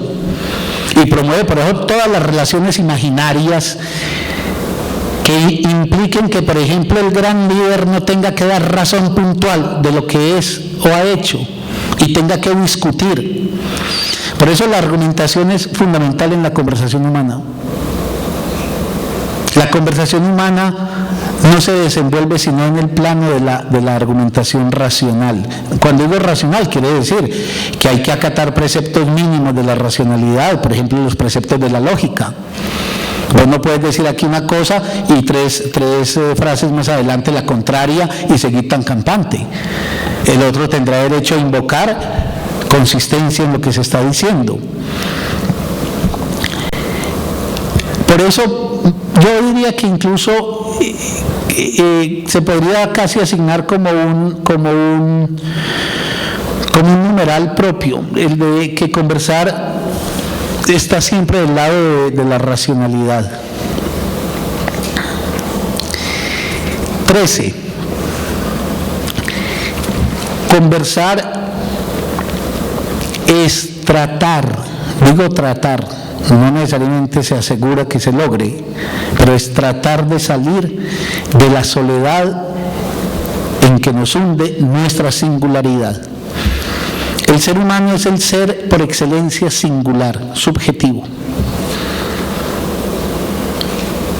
Y las frases llueven: nadie morirá a mi muerte. Nadie exactamente puede sentir lo que yo siento. El dolor de mi vida, el dolor más grande de mi vida, mi mejor amigo, el ser que más me ame, mandará la mano, pero habrá algo intocable, algo imposible finalmente de asir por parte de él, porque nuestras subjetividades nos sitúan bajo formas de experiencia y de vivencia que nos separan. Los seres humanos intentamos abrazarnos, aproximarnos, tender puentes precisamente para salvar un poco esa soledad a la que nos condena nuestra singularidad. Y la conversación es un esfuerzo en ese sentido. La conversación es un esfuerzo porque vía el entendimiento los seres humanos se comprendan un poco. La conversación es un esfuerzo porque el otro tenga algo de mí y yo tenga algo del otro. Y yo creo que ese esfuerzo no es en vano. Las amistades se construyen en los entendimientos que han facilitado las comprensiones de los seres que han sabido hablar la vida.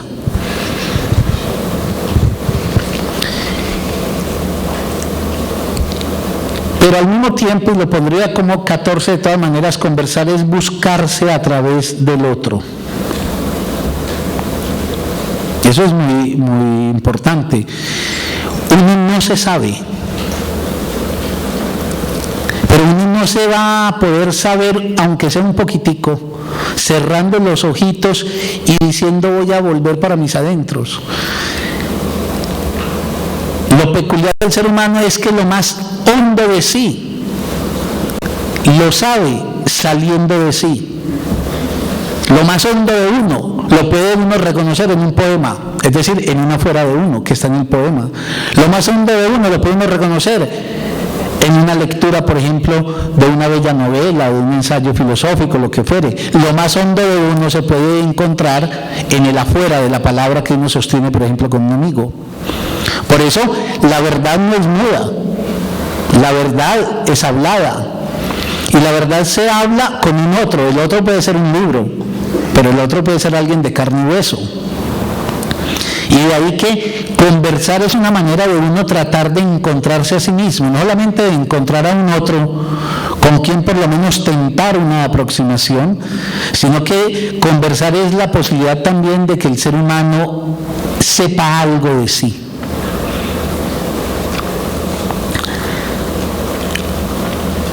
Para conversar es necesario una cosa.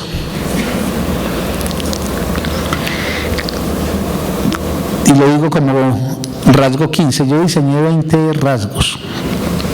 El 15 dice, es menester la voluntad expresa de los interlocutores. La voluntad expresa de los interlocutores. ¿No has dicho? Uno no puede conversar sin voluntad de dialogar con otro. No se puede, dije ahora, conversar contra la voluntad de otro.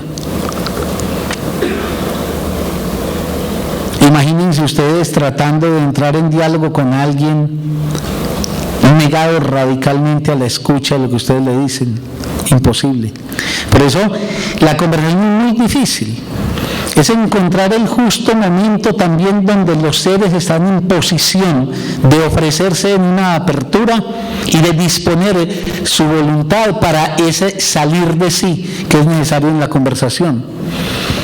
Ahí me parece que es bueno tener en cuenta que en ese sentido la conversación tiene también sus tiempos propios y no se conversa en cualquier momento.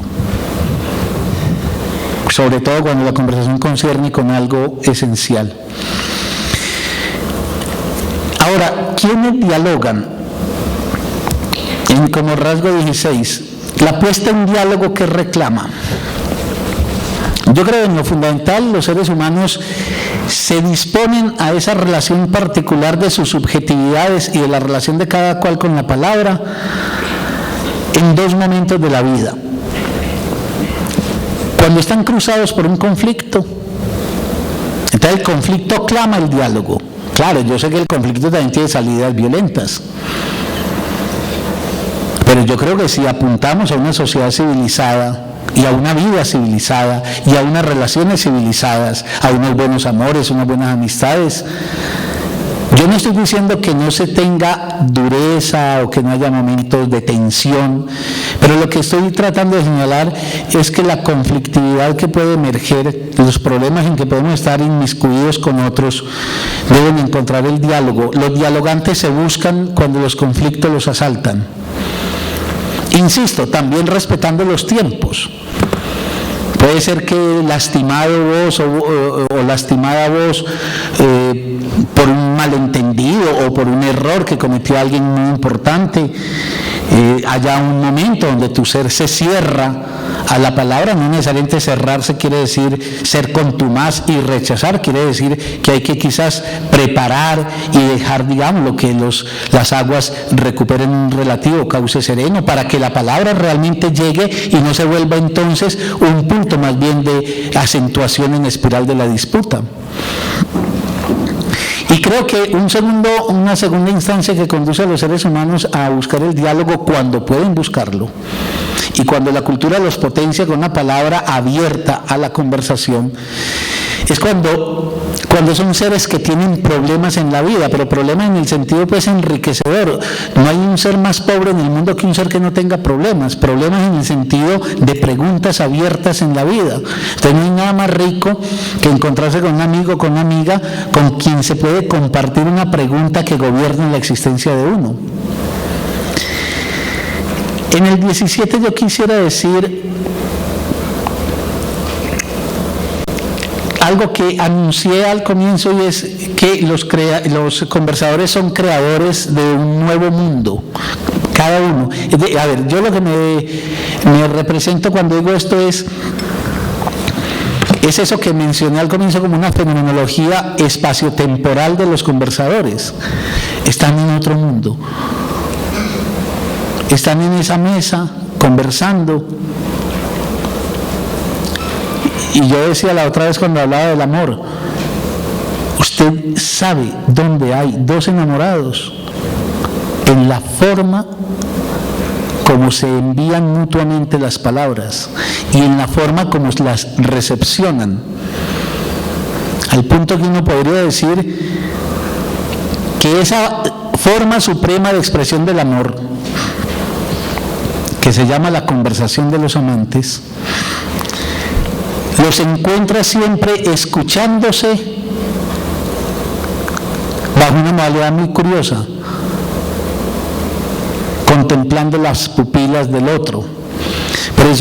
Pero hay un acto de concentración. Yo siempre que oigo esas cosas, pues, de que el ser humano no puede concentrar más de 5 minutos que porque desatiende, yo siempre digo, estos tipos o estas tipas no habrán pensado jamás por ejemplo, en la imagen de los enamorados, que pueden pasarse horas con el ser puesto en vilo, donde no hay agotamiento, ni hay ni siquiera ya sensación o reconocimiento del mundo circundante, y por eso construyen una especie de mundo y se reflejan mutuamente en las pupilas y se oyen con los ojos, porque el ojo es como la expresión fenomenológica de la concentración atenta en el ser del otro, y por eso miran la palabra que el otro pronuncia y arman un mundo donde el tiempo se vive con una lógica y el espacio también con otra lógica diferente a la del resto de los mortales.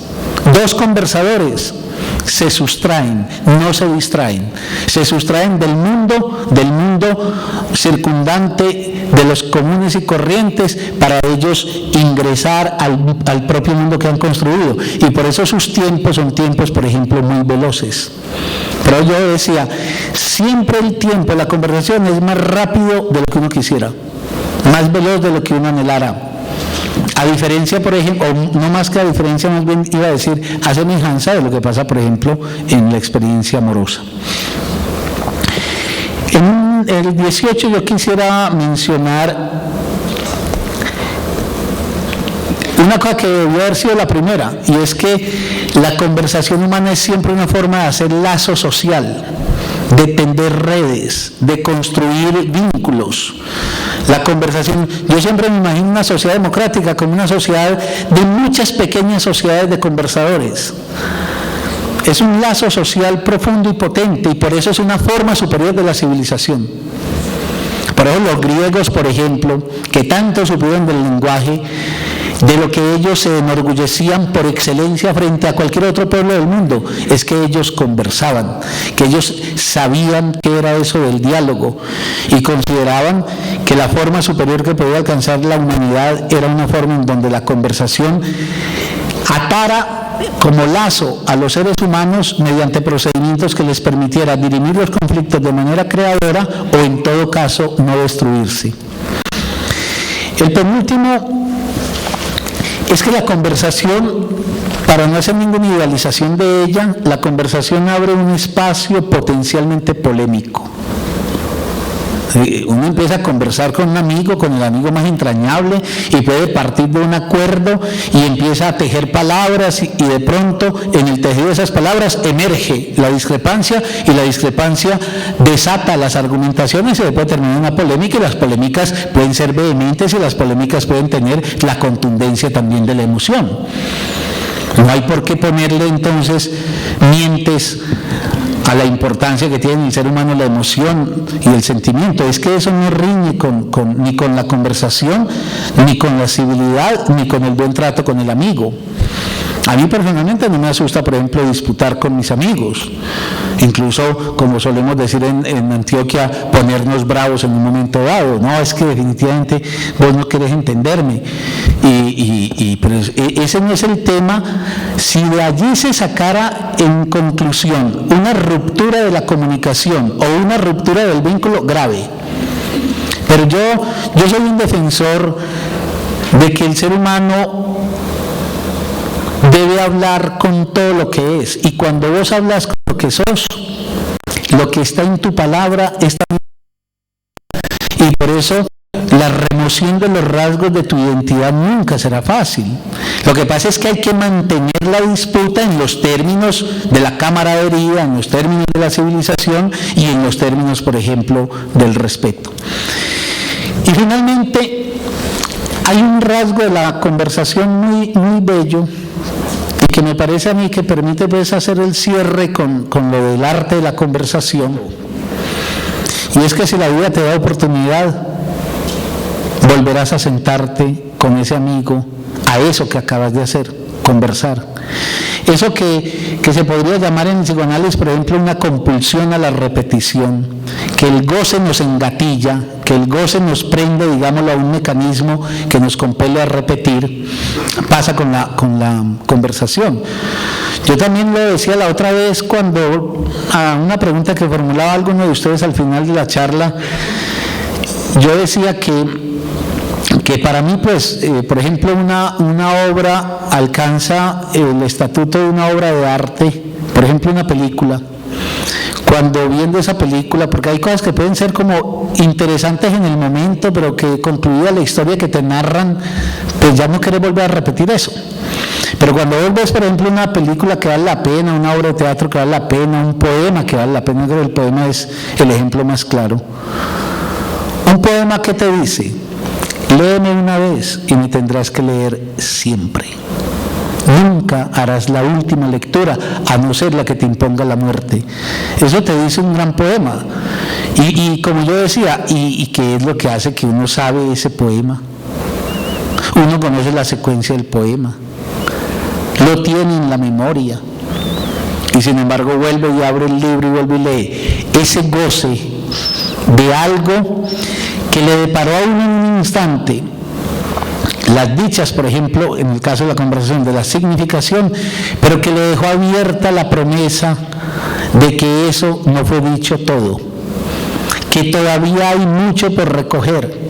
Y por eso los amigos tienen como obligación, y los amantes, para poderse mantener en el lugar de conversadores fascinantes, que ser renovados.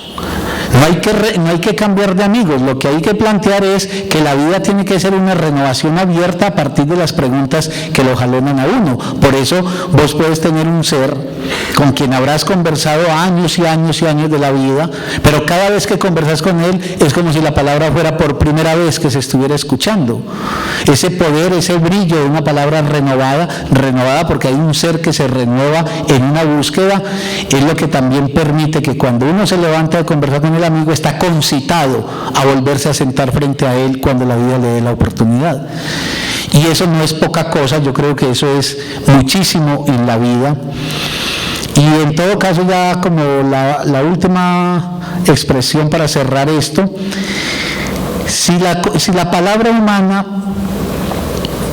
se toma en serio como la pieza magistral que constituye nuestro ser, Y a su vez una variante posible de la palabra es la conversación.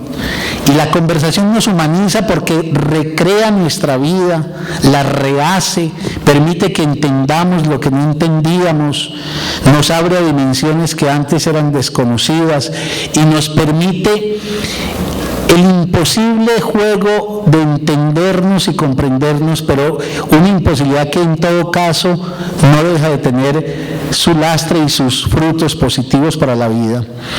Y si finalmente la conversación es el lugar por excelencia donde los seres humanos podemos plantearnos las diferencias, las dificultades que nos agobian y que a veces maltratan tanto nuestra existencia, todo esfuerzo por rehacer el espacio conversacional será siempre un esfuerzo insuficiente para tanto que podemos esperar de una sociedad donde la gente, no solamente en la escala de lo público, sino en el ámbito de lo privado, supiera hacer de la palabra conversada el gran elemento de humanización propia y de humanización del otro.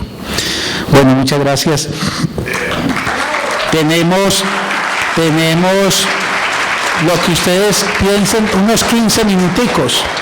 Muchas gracias. Tenemos unos 15 minuticos para que ustedes entonces, si quieren también agregar las cosas, que yo sé que aquí hay gente que piensa mucho esto. Sí. Tengo allá dos solicitudes, una y dos, perdón, 3 y 4. Bueno, entonces vamos a tener que comenzar por el 1, 2, 3 y 4, Diana Corcho. Buenas noches. Lo felicito a usted, profesor, por su excelente conferencia. Y quiero hacer una reflexión sobre lo que usted habló en la introducción. Lo de la palabra. Yo a veces pienso que no es que estemos en una cultura del enmudecimiento, sino que la palabra mal usada lleva a ser más limitante con respecto a lo que se quiere expresar, que en vez de enseñarnos, crearlo, abrir más a ese pensamiento. Y entonces la palabra mal usada es lo que ha hecho que se haga una cultura del enmudecimiento, porque esta palabra mal usada limita, no abre caminos, no rompe con esquemas, sino que antes al contrario encasilla lo que quiere expresar. Y con respecto a los 20 puntos que usted nos enseñó hoy, creo que hay dos cosas que son lo más relevante. Yo creo que esto es como haciendo lo que decía Estanislao Zuleta, pues parafraseándolo, un elogio a la discrepancia. Un elogio al que estemos en desacuerdo no quiere decir que nos vamos a ver personas agredidas. Y entonces ese elogio a la discrepancia nos tiene que hacer entender a todos que haya un punto donde nosotros tengamos que tener la mente abierta y la capacidad de ceder. Y el otro punto que yo creo que es bien importante es lo de la sociedad. La construcción de la sociedad a partir de la conversación es bien interesante porque, como decía usted, los fundamentos sociales de este mundo se generan a través de la interacción humana, y creo que la manifestación fundamental de la interacción humana es el compartir nuestro lenguaje a través de una conversación.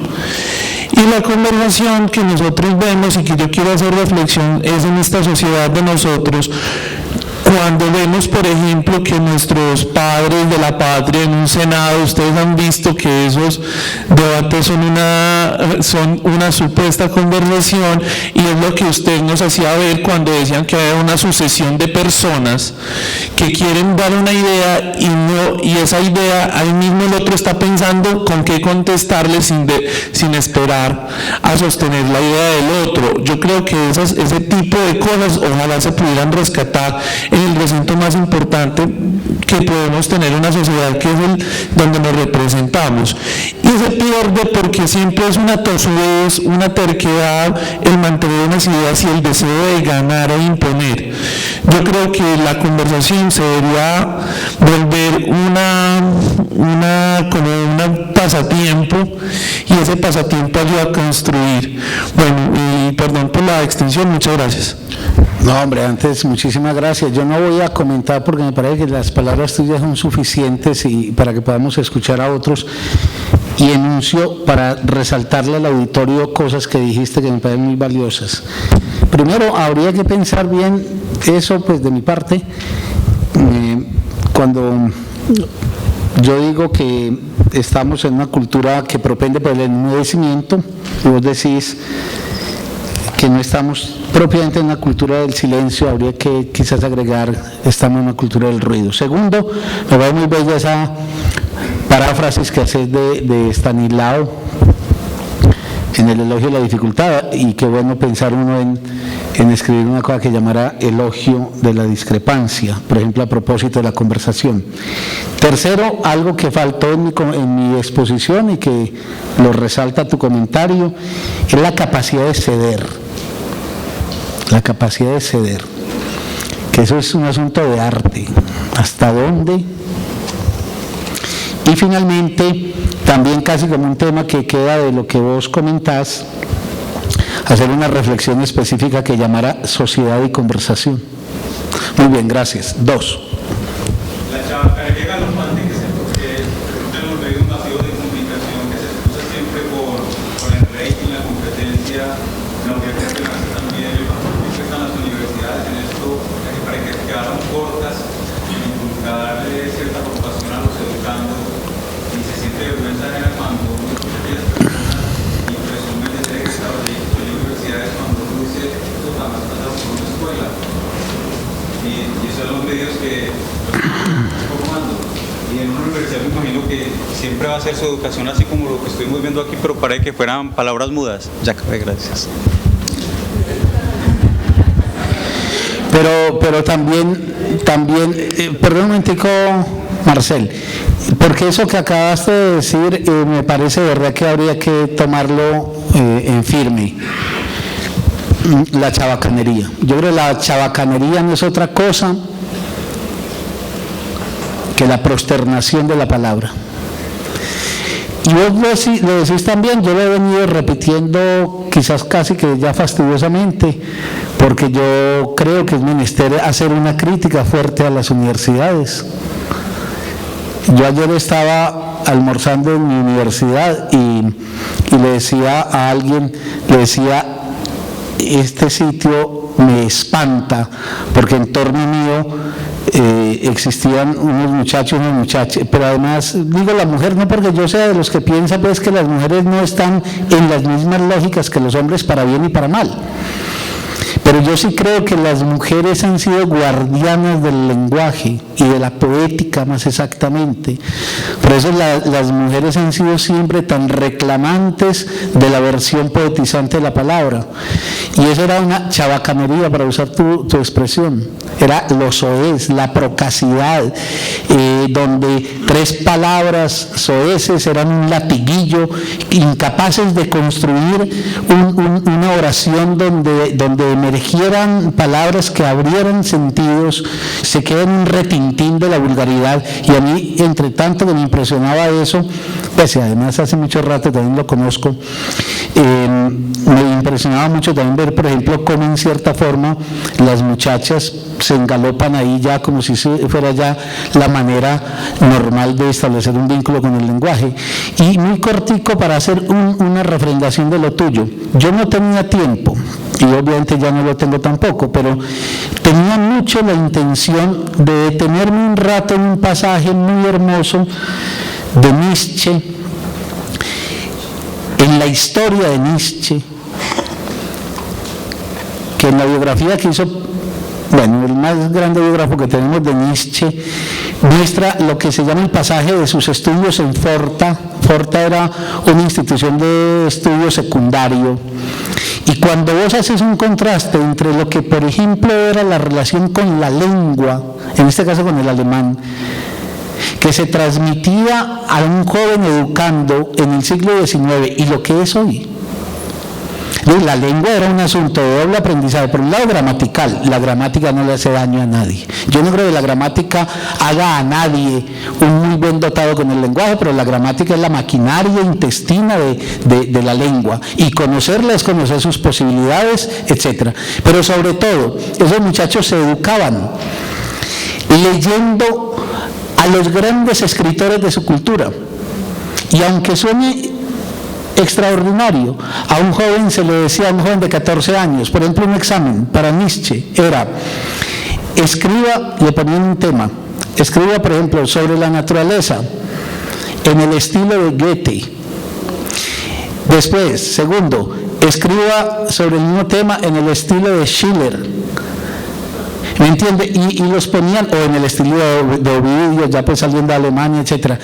¿Y eso qué está indicando? Indicando que había conciencia de que la lengua es una expresión del ser humano, que es menester que el ser humano la piense.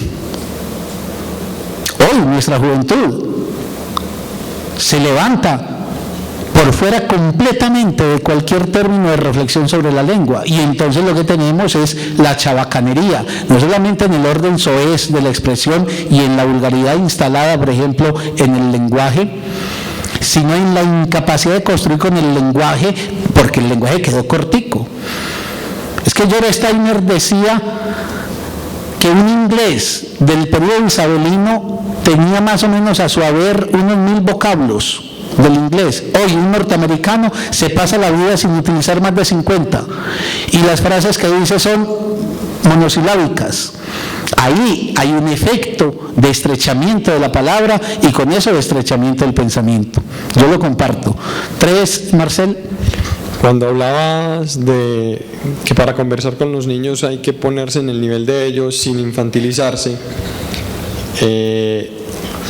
pues va como en el sentido, también decís que no se puede conversar como contra voluntad, o sea, hay que tener voluntad de las dos partes que van a conversar, pero con los niños pasa muchas veces que no quieren conversar, entonces habría que poner algo ahí como la seducción, pues como tratar de llevarlos a que conversen, o cómo poner esa situación. Bueno, yo la verdad es que no sé, pero pues además yo creo que sinceramente de esto sabes vos más que yo, porque vos tenés una experiencia cotidiana con ello. Pero yo en lo poquito que he podido experienciar de eso, yo creo que es posible, y no necesariamente con niños excepcionales. Yo tengo muy poca relación con los niños, porque no tengo hijos, porque no tuve, y porque mi vida profesoral ha sido con personas mayores, pues con los adultos de la universidad. Pero sí he tenido pues alguna sensibilidad a través de los hijos de amigos o de mi hermana, etc.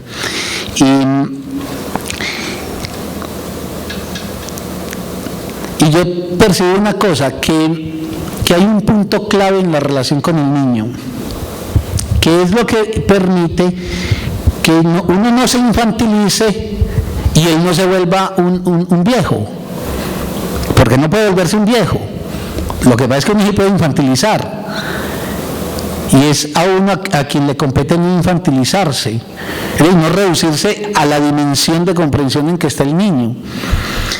Y digo que el recurso por excelencia es tomar su palabra en serio, de escuchar su palabra y devolverle ni más ni menos lo que él está diciendo en ese orden de cosas. Por ejemplo, yo sé que me pueden decir, pero ese es un caso de un niño como medio genial. Yo a veces pienso, ¿era que sí? Es un niño de mi pueblo, de Jericó, que es un niñito que tiene 4 añitos. Y yo tengo mi biblioteca ahí en mi pueblo, y entonces él ha ido a mi biblioteca. Y entonces un día me vio ahí en el parque y me dijo, Carlos Mario, ¿usted cuándo va a ir a la biblioteca? Y le dije yo, ¿por qué? No, pero es que yo quiero que usted me muestre un libro que me explique por qué las palabras son así. Entonces yo le dije, ¿cómo así? Y me dijo, no, que ¿por qué una iguana se llama una iguana? juro por mi madre que eso me dijo ese niño. Yo me quedé estupefacto. Yo dije, es una pregunta de una abstracción elevadísima en la vida, porque el niño lo que está planteando es que el lenguaje es completamente artificial al mundo natural, de que el lenguaje no dimana de la naturaleza. Ese niño, yo me quedo ahí viendo un chispero, pero ¿qué puedo hacer yo? No puedo, mira, Roman Jacobson dice que, ¿cierto? No puedo tampoco entonces volver, claro, aquí no está el ejemplo que dice Marcel, porque Marcel dice, un niño que no quiere conversar, y que además en muchos ratos no quieren conversar, y está muy bien. Pero quiero llegar ahí por esa vía, a tu pregunta. Yo puedo entonces, no sé, o le doy una conferencia sobre lingüística, o me hago el loco, o le digo, no, vení y vamos a caballo, o alguna cosa. No, o yo me dejo llevar por lo que de pronto la palabra de ese niño abrió, pero se la toma en serio. Y entonces yo le empecé a hacer un juego que me ha salido encantador, pero absolutamente difícil. Y es que yo le dije, a ver, por ejemplo, vos, porque él pinta, él dibuja como los niños, hace esos garabatos. Entonces le dije yo, ¿vos por qué no le pintás un logóbolo? Y entonces él me miró sorprendidísimo. A mí se me ocurrió la palabra, un logóbolo. Entonces él me dijo, ¿y cómo? Y le dije yo, no, dale, no me vas a decir que no sos capaz de pintar un logóbolo. Entonces, y nos metimos en un juego en el que yo le iba inventando términos. Por ejemplo, ahora está haciendo un filípico. Pero lo que es impresionante es que ese niño se engatilló ahí y construye. Y miren, tengo ahora un enredo, y es que tengo que anotar las palabras, porque él, por ejemplo, y a los dibujos les tengo que poner por detrás, que él no se dé cuenta a qué corresponden. Con esto lo que yo digo es que con el niño yo abrí un curso de conversación mutua, en donde vamos hablando sobre, por ejemplo, cómo podría, yo le digo a él, cómo podrías vos llamar, por ejemplo, más bien la mesa. Y entonces él le empieza a decir cómo llama la mesa. Y eso, como que el niño está haciendo una pregunta. Yo recuerdo una cosa que decía Freud. Cuando Freud ejemplificaba al niño como el investigador infantil por excelencia, el investigador por excelencia, que el niño era el modelo, el paradigma del investigador por excelencia, Freud decía que el problema es que al niño se le puede taponar la pregunta que abrió en la vida de dos maneras, o menospreciándola o saturándola de respuestas. Entonces, tal vez el camino sea el de encontrar el punto exacto en donde uno no se infantiliza, y entonces empieza uno a digámoslo, disvariar completamente con respecto a lo que el niño dijo, pero tampoco uno, digámoslo, prematura al niño y entonces lo pone a que oiga una conferencia, sino que le toma su palabra en serio y se encabalga en ella, igual que haría uno en la conversación con cualquiera otro. Yo no sé bajo qué circunstancias un niño puede de pronto pasar del juego a la palabra que conversa con el padre o con la madre. Pero lo que yo sí sé, por ejemplo, yo he puesto esto como caso y se los digo a ustedes para que lo traten de hacer. Yo sé que es un poco difícil de conseguir, pero el que tenga interés me dice, yo le facilito que fotocopie una carta de 3 páginas de Rainer Maria Rilke, cuando Rilke tenía 38 años ya y era un poeta absolutamente aprestigiado y conocido, y tenía un cuñadito de 10 años que se llamaba Frederick Westhoff, el hermanito de Clara, la que en ese momento era la mujer de Rilke. Y Rilke le escribe una carta a un niño de 10 años que es, yo diría, hombre, una carta de esas la debería leer todo ser humano para entender cómo tomar en serio a un niño sin quitarle su infantilidad. Rilke le empieza a hablar a ese niño de una pluma de ganso, de una pluma de pavo real, Y a partir de una pluma de pavo real y de una feria que el niño conocía y de la cual Rilke le hace una descripción, Rilke lleva a ese niño a las hondonadas más profundas de qué es la belleza y de qué es la belleza en el mundo y de cómo la belleza es un asunto de la manera de mirar el mundo. A un niño de 10 años, cualquiera de ustedes puede leer esa carta y estar embargado profundamente, pero yo estoy seguro que Fred Westhoff, cuando tenía 10 años, leyó esa carta con su mente de niño de 10 años y entendió, y esa carta, esa palabra potente de ese hombre que supo sintonizarse en el punto en donde se encontraba ese niño, le abrió, le expandió sus posibilidades. Yo lo único que puedo decir, Marcel, porque yo no tengo de verdad experiencia en eso, es que la clave con el niño y con cualquier otro ser humano, sea el que fuere, es tomar siempre su palabra en serio. Íbamos en 3 y la última intervención.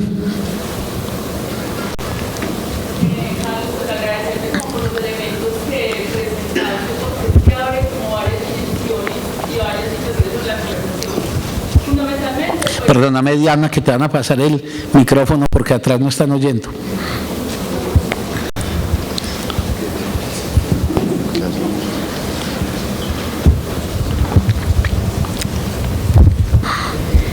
No, que decía que interesante la presentación que hace Carlos en el sentido de que abre una reflexión importante pues sobre como 2 temas que yo pienso que son preocupación de todos y son problemas fundamentales no solo pues como sociedad sino como individuos, que son la política y el amor. Y para iniciar al respecto pues yo tendría 2 preguntas, pero también yo de pronto, Carlos, no sé si lo mencionaste, pero yo tendría otro punto que agregar para una conversación, sería de pronto un 21 y sería para un tipo de conversación tal vez muy específica, y es que en todo caso en una conversación también se requiere que los 2 sujetos que están puestos ahí tengan un nivel de conocimiento, unos referentes conceptuales que les permita esa igualdad efectiva para sostener un diálogo. Es por eso, por ejemplo, que cuando uno se relaciona con un maestro, cuando uno no tiene el referente conceptual y el nivel de formación que le permita sostener ese diálogo, uno podría hacer preguntas más o menos lógicas, pero evidentemente ahí hay una dificultad para entablar un diálogo en términos de esa igualdad que mencionabas. Eso también es muy importante para un debate, ahí es donde quiero introducir como uno de los problemas que dije al principio, y es la política y para la democracia, es decir, un diálogo democrático requiere que haya sujetos, además de dispuestos a sostenerlos, sujetos que tengan una exigencia de formación.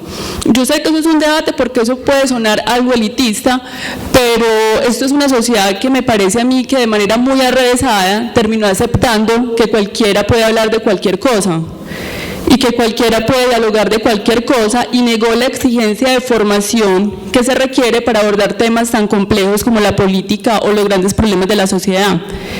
Ahora, sobre la conversación, de acuerdo a la acepción que Carlos presenta, tengo una pregunta sobre el tema de la política.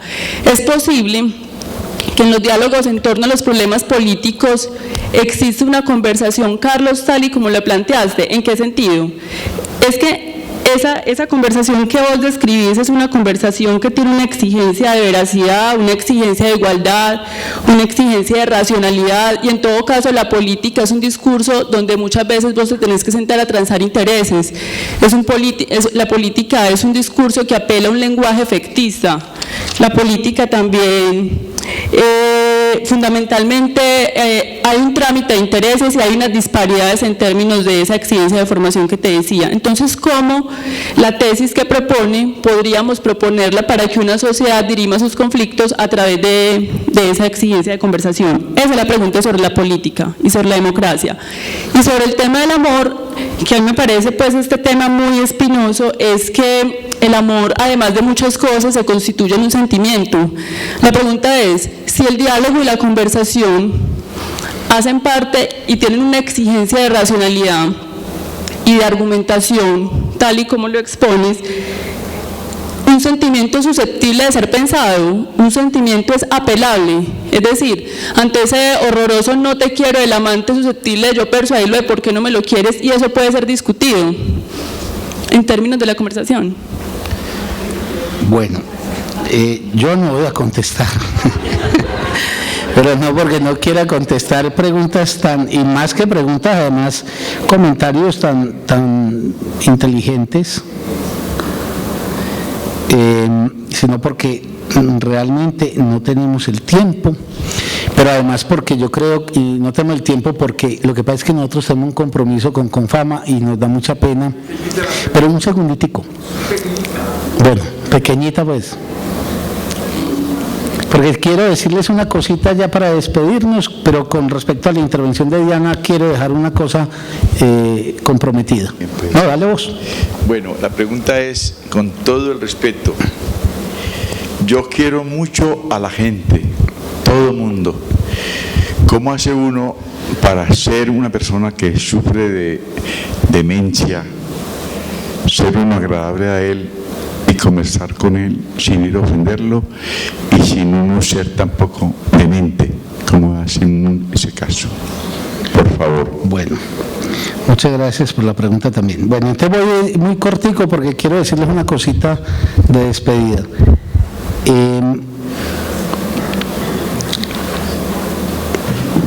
Yo creo que lo que plantea Diana, miren, ahí hay muchas cosas que es lo rico también a veces de las conferencias, que sale uno pensando otra cosa. Por ejemplo, yo sí creo que falta eso que vos decís,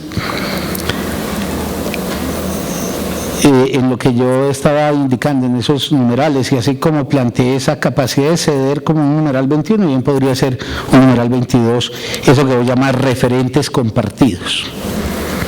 Hay que tener referentes compartidos. Lo que pasa es que los referentes compartidos no quiere decir que el único referente es el que está, por ejemplo, en un dominio de saber superior. Yo creo que se puede hablar, por ejemplo, como Rilke con un niño de 10 años. Solo que hay que hablar si es que se respeta al otro, y no se puede nunca dialogar si no se respeta desde donde el otro pueda entender. Yo voy a dejar esas preguntas porque las dos preguntas de Diana me parecen absolutamente pertinentes e inquietantes. La primera es el problema de la política. Yo no diría necesariamente, Diana, la política por la vía del engaño y la mentira, que sé que se desliza hacia allá generalmente, sino que en la política hay un elemento que pareciera distorsionar, por ejemplo, los términos del diálogo, y es el problema del lugar de poder y de fuerza desde donde se habla. Por ejemplo, aquí cuando se dice el diálogo, entonces los unos dicen que hay que tener al otro casi doblegado y de rodillas para poder dialogar, y entonces ahí pareciera ser que la palabra diálogo no jugara, pues en una acepción estricta, porque es que si lo que me da a mí fuerza ante el otro es el poder que yo detento, entonces pareciera, o sea, que hay alguna cosa que habrá que examinar con más cuidado. Y en lo segundo, Diana también instaura una pregunta muy importante, y es: ¿cuál es la posibilidad de conversación de un sentimiento como el amoroso, sobre todo en momentos de contradicción insoluble entre los amantes, donde el sentimiento parece loco y desborda todos los continentes simbólicos? Que es la pregunta por si el amor es pensable o es conversable. Que yo pues sí pienso que el amor hay que pensarlo y el amor hay que conversarlo. Lo que la pregunta de Diana deja más bien es hasta dónde, digamos, hay un fracaso también de la experiencia conversacional en ciertas experiencias extremas de la vida amorosa. Pero eso yo lo dejo como una inquietud para mí y para ustedes. Y me parece muy bien construir esa pregunta. ¿Es un sentimiento apelable? Por ejemplo, uno no puede tener este tema de conversación. Una mujer no lo ama a uno y uno la ama mucho a ella. Entonces uno no puede decir, sentémonos a conversar porque te voy a demostrar que tú debes amarme. Pues todo amante está convencido que no hay nadie en el mundo mejor que él para el amado. Ahora, el amado está en otra perspectiva. Entonces la pregunta es si es apelable, es decir, uno puede intervenir. Bueno. Y la última, tampoco tengo respuesta, porque es una pregunta que si yo tuviera que atreverme a decir una cosa muy breve, diría, hay una dramática imposibilidad. Por ejemplo, la psicosis es la negación de la apuesta en discurso bajo los términos de la racionalidad, la argumentación, el lugar del otro, etc. El psicótico se define siempre por excelencia como aquel para quien no existe el otro. Y entonces el psicótico sería más bien la expresión de la